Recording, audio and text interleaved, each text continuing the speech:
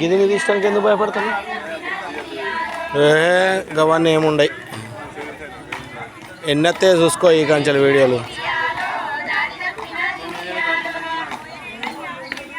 ఇది ఇది ఇది ఫస్ట్ ఇది ఏమంటారు?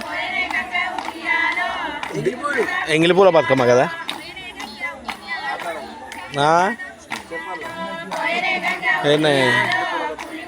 ఏమని చెప్పాలి?